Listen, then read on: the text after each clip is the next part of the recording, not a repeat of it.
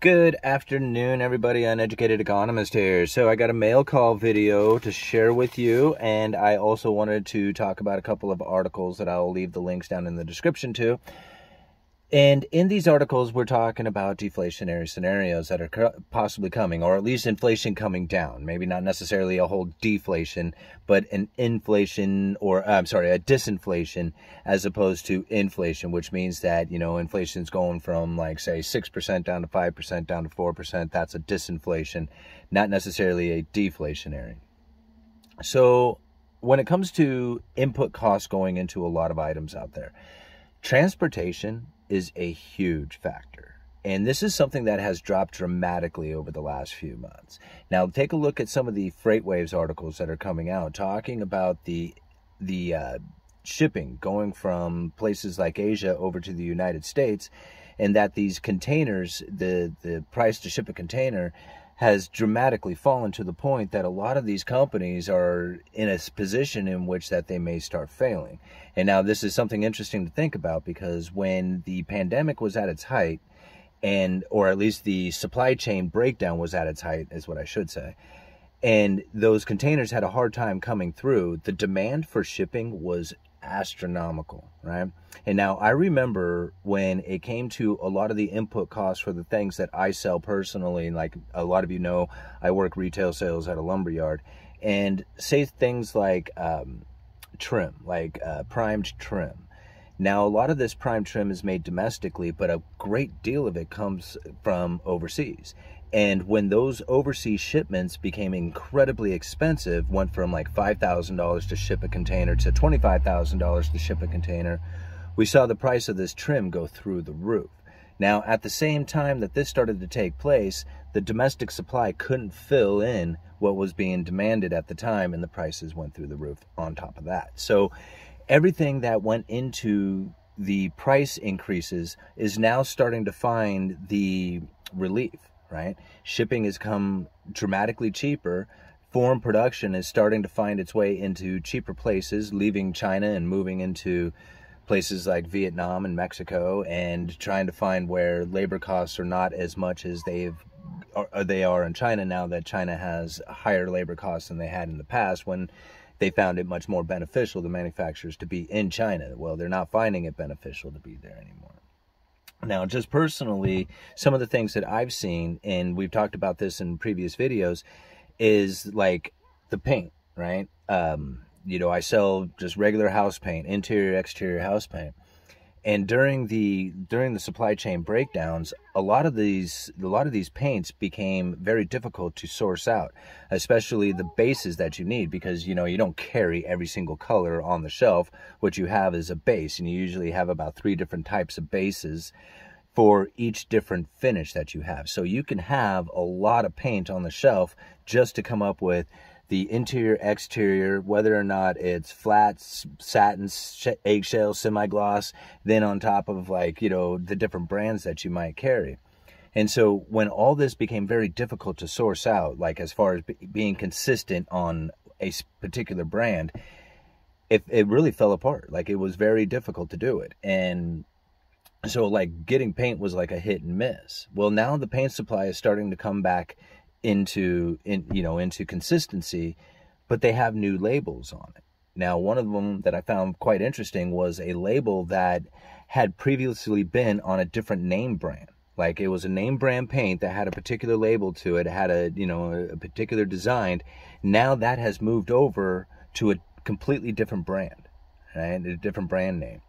And so I found that quite interesting, and the price has come down. Like, not come down on that particular one, because it's like basically a new paint for that particular brand name, but it's down lesser than the previous like entry-level paint that company previously had. So like their entry-level paint moved up to their middle of the road, and then a new entry-level paint came in with a new label, but it's not really a new label. It was a previously brand label that's now on this different brand. And you see what I'm kind of getting at? These things are being rebranded, and this rebranding is giving way to cheaper prices, but people don't really necessarily recognize it because it's not the same old items that they remember purchasing. Like you go down to the store and you look at the thing that you had always purchased that had moved up in price, and you say, yeah, it's not coming down at all, but there's a replacement item now, right? That you're just like, may say, well, that's not the item I was looking at before. You're right, it's not. It's a new item that's coming in to be competitive against the higher priced items that are out there. The things that have high input cost, have, you know, high transportation costs. These things are still sitting on the shelf, right? And they either need to be sold or discounted and moved on, or find another, you know, type of paint to sell. And that's essentially what's going on there, is that, you know, you have to come in with a new label, a new brand to be more competitive. Same thing with siding, and same thing with a lot of items that you're starting to find out there. These new brand names are starting to show themselves to be competitive with the old, you know, to be, you know, price competitive anyway. Anyway, let's see here. What else was I going to bring up? I don't know. I'll probably think of it in a second. Let's get into the mail call. Got the kids running around right now, so you might hear them in the background. Okay, so I'm going to kind of read this a little bit first before I kind of read it out loud, just to make sure that it's not something that, you know, the person who sent it doesn't want me to read out there on the internet. Now, he wrote to Simon Black. I'm not Simon Black. Simon Black's somebody else. That's a different person. And I actually met Simon Black at the Rebel Capitalist event in Orlando a few months ago. So anyway, and I think I know who this is from. This is from our guy who sends us a bunch of old coins. He's really cool. Wow. All right, let's take a look here. Okay. Hello, UE. Been a bit here. Is some more gifts from my treasures. 1989 clad Canadian dollar. 2 pre-64 dimes. Nice. A 0.00 gram silver bar, a 1952 Canadian penny, 30s Buffalo nickel, 1960s 80s silver Canadian nickel, 40s Mercury dime, a 40s silver Filipino peacekeeping U.S. military dime, and Repro Arkansas Confederate paper money. Wow! You may not have one of these. You may not like one of these? I don't know. I'm sorry, bro. I'm a terrible reader to begin with. Okay. Oh, right on. It's an old picture? Old postcard kind of thing? Cedar Creek, Virginia, 2020 is worth every penny. Huh? So you sent me a little picture there. All right, let's take a look at some of these coins he sent. For those of you who don't know, I love coins. I'm a coin collector. Well, it is kind of hobbyist. I'm not like a serious coin collector, but I just love coins. And yeah, sure enough, check these out. Look at this little tiny silver bar. That's cool. My hands are dirty because I've been working on the truck in the yard and replacing the battery and stuff. Can you see it? Is it focusing in? Focus camera. Anyway, that's really cool. And then the old Indian Buffalo nickel. All right.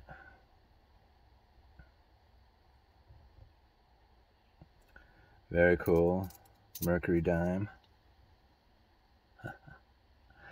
Man, that is so awesome. Wow. That one's in really good shape. 1945. Which one's this one? Man, that's in great shape.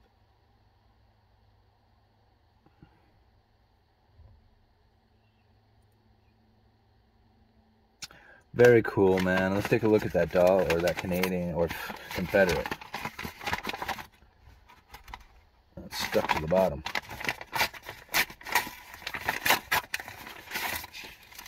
Oh, cool.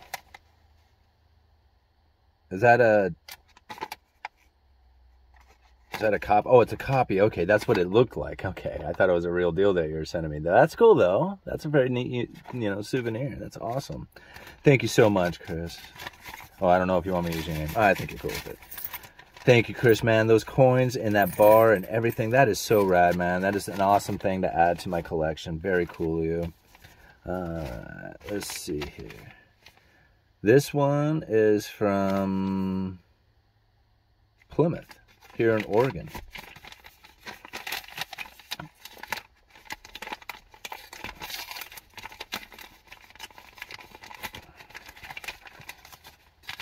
Gee whiz. Some of these things are just impossible. There we go.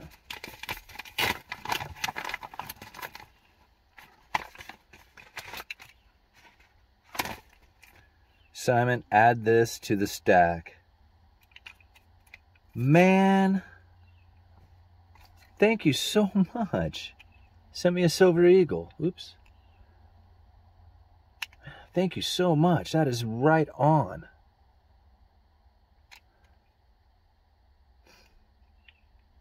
$2010, man. Thank you.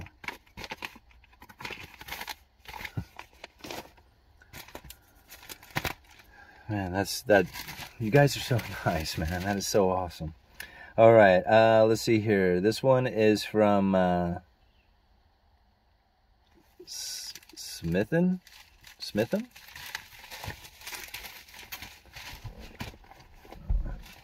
I don't have a pocket knife on me. I don't know why I didn't bring one.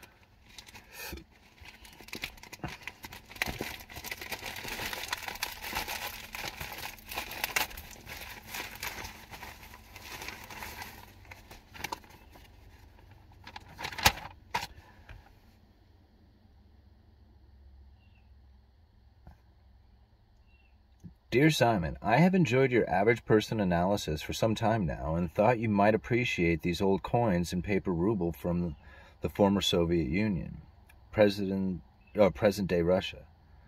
Lovely designs, I think more importantly, an interesting reminder that all fiat money may one day be worthless. Sincerely, I'll keep his name quiet. Thank you so much, man. Thank you. Let's take a look at this. Wow, why did all of a sudden... Oh, is it because I showed those coins the other day in the live stream? Is that what this is? Thank you, guys. That's... Oh, wow. Now, that is cool. What a neat package, man. Talk about adding something cool to the coin collection. That is neat. Oh, right on. 1988.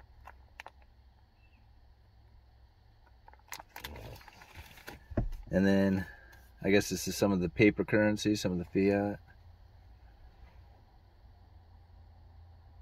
You guys are so awesome. Thank you so much for sharing this with me and allowing me to actually, be able to put this out here on the internet to share with all you. And I can never thank you guys enough. This is just amazing things to have happen. I thank you so much for it. I mean, I really do. And I come out here and I try to just be cool with it and just everything, but really it's just so amazing to me. It's just like every day is like a really awesome experience to have this in my life, to have the YouTube thing going. It's really just amazing. I mean, I don't know how else to say it, but thank you for being here, thank you for being part of it, and thank you for all the wonderful thank yous that you all send me, both in the comments, through emails, through everything. I really do appreciate it. Uneducated Economist, you let me know.